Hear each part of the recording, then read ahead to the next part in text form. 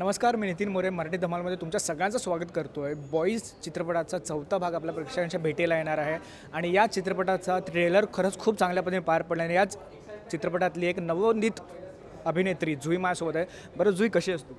खूप मजेत, खूप आनंदात, खूप एक्सायटेड. बरं, सगळ्यात आधी जुई तुला प्रश्न विचारतोय, एकापेक्षा एक पुन्हा कधी बघायला मिळेल? यस, खूप चांगला रिसर्च केला. यस, हीच रिॲक्शन मला पाहिजे होती. पहिल्यांदा मला कोणीतरी प्रश्न, माय फेवरेट. मला हीच रिॲक्शन पाहिजे होती. नवीन नाहीये, मी केलेलं आहे. हो, नक्की. कधी कधी बघायला मिळेल पुन्हा? अरे मला हा सेम प्रश्न आपण सचिन काकांना विचारूया एकदा आपण. खूप छान, खूप आवडलं मला. यस, ह्याला बोलतात चान्स मिळणं. बरं, बॅक टू आपल्या बॉईज फोरचा बॉईजमधला हा चौथा भाग येतो आहे. 3 ऑलरेडी सक्सेस झालेले चित्रपट आणि चौथ्या भागामध्ये जुई आम्हाला भेटायला येते. काय सांगशील, किती एक्साइटमेंट होते आणि किती दडपण होतं? धडपण नव्हतं, कारण मला एक्सपेक्टेडच नव्हतं.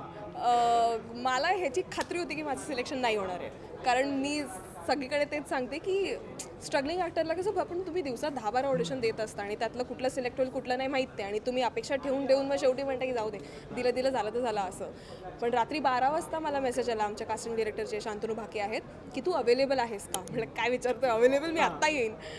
पण दुसऱ्या दिवशी मी पुण्याला गेले, ऑडिशन दिलं आणि मग मी घरी पोहोचेपर्यंत मला कॉलबॅक आलेला. त्यामुळे ती एक्साइटमेंट अजूनही मला असं वाटतं की नक्की आपण आहोत, आपलं झालं आहे का असं. कारण का बॉईजचे आधीचे 3 भाग हे खरंच खूप चांगल्यापणे गाजलेले होते आणि या बॉईजच्या 3 भागांमध्ये 3 नवीन कलाकार, 2 का 3 असे नवीन कलाकार आहेत. बरं, असं कधी झालं आहे का की पार्थ, सुमन किंवा प्रत्येकडून बघा असं रॅगिंग वगैरे की अरे तुम्ही तर आत्ता आलाय तर चाललं ना, तुम्हाला काय माहिती? हो, खूप त्रास दिला त्यांनी मला आणि खूप रॅगिंग केली आणि पहिल्या दिवसापासूनच खूप त्रास द्यायला सुरुवात. अजिबात नाही. अजिबात खूप गुणी पोरं आहेत, खूपच चांगली माणसं आहेत. म्हणजे माझं भाग्य आत्तापर्यंतचं असं की मला जितके वेळ पण मी काम केलं आहे मला चांगलीच टीम मिळाली आणि मी अगदीच आत्ता बोलू शकते की आत्तापर्यंतच्या काम केलेलं ही आत्तापर्यंतची माझी बेस्ट टीम आहे. कास्ट, क्रू, प्रोडक्शन खूप छान. असं बघायला असतं ना की जेव्हा हे 3 भाग खरंच खूप चांगल्यापणे सक्सेस होतात आणि त्याचा नवीन भाग येतो तेव्हा आपण त्याच्यामध्ये काम करतो. तर ॲज अ प्रेक्षक म्हणून तू या गोष्टीकडे कसं बघतेस?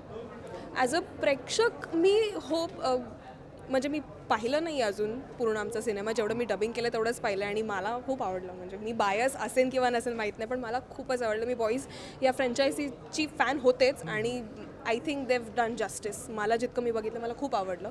ॲज अन ॲक्टर ह्यात मी एक पार्ट असणंच माझ्यासाठी खूप मोठी गोष्ट आहे.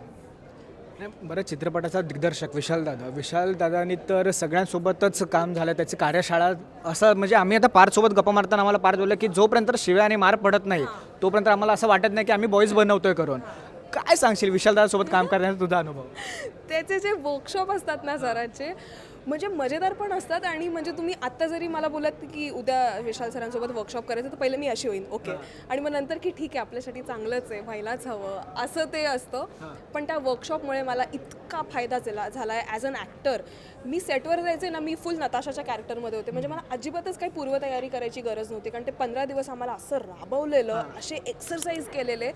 पण आम्ही त्याच दिवशी बोलत होतो की मी अशी एकमेव व्यक्ती आहे जिला शिव्या पडल्या नाहीत. क्या बात आहे, क्या बात आहे. म्हणजे हे बोलायला खरंच हरकत नाही. पार्थ वगैरे ऐकून घ्या साल्यानो, तुम्ही आधीपासून आलात. ही मुलगी बोलते की मला शिव्या पडल्या नाहीत, म्हणजे काय सांगाल रे तुम्ही तुमच्याबद्दल? बरं, जेव्हा आपल्यावर एका नवीन चित्रपटाची जबाबदारी येते, चित्रपटाचं स्क्रिप्ट वगैरे जेव्हा आपल्याकडे येते तेव्हा एक वेगळीच फिलिंग असते. ज्या दिवशी आपण ऑन कॅमेरा तिकडे सेटवर काम करायला लागतो, काय सांगशील तुझा पहिला दिवस या शूटसाठीचा कसा होता? माझा पहिला दिवस ॲक्च्युली आम्ही खूपच वेट केलेलं माझ्या पहिल्या दिवसासाठी, कारण पार्कचा व्हिजा येत नव्हता. त्यामुळे आम्ही खूपच आवर्जून खूपच असे बसलेलो की कधी जायला मिळते.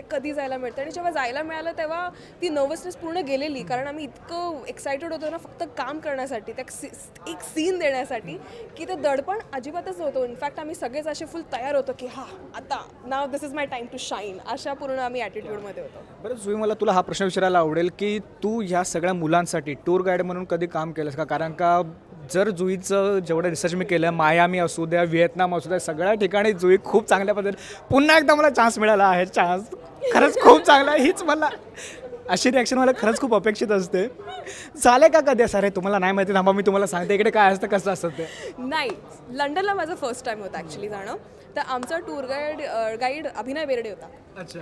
तो आम्हाला सगळीकडे फिरवायचा, आमचे फोटोज काढायचा, आमचे व्हिडिओज काढायचा आणि फुल एकदम असं की मी माझं हे फोर्थ टाईम आहे, हे ऑक्सफोर्ड स्ट्रीट आहे, हे ते तो त्या ॲटिट्यूडमध्ये होता. नाही खरंच खूप भारी वाटतंय जुईसोबत बोलताना. पुढे सुद्धा आपण जुई असंच भेटत राहू. Yes definitely. तोपर्यंत जाता त्या प्रेक्षकांना काय सांगशील की ह्या भागामधून काय वेगळ्या नवीन प्रेक्षकांना बघायला मिळेल? ह्या भागात कल्चरल एक्सचेंजवर भाष्य केलेलं आहे सरांनी. खूप छान कॉन्सेप्ट आहे आणि आय थिंक ही हायलाईट झालीच पाहिजे, स्पेशली आपल्या जनरेशनमध्ये, कारण खूप बुली वगैरे जरा जास्तच हायलाईट झालेलं आहे आता. म्हणजे आपण म्हणतो की नाही थोडंसं कमी झालं आहे, पण ॲक्च्युली आहे. मी स्वतः बघितलेलं आहे आमच्या कॉलेजमध्ये. त्यामुळे हे जेव्हा तुम्हाला कल्चरल शॉक भेटतो तेव्हा ती गावातली आलेली मुलं लंडनमध्ये कशी लंडनच्या लोकांना दाखवतात की आपण कोण भारतीय म्हणजे, ते खूप छानपणे दाखवलेलं आहे.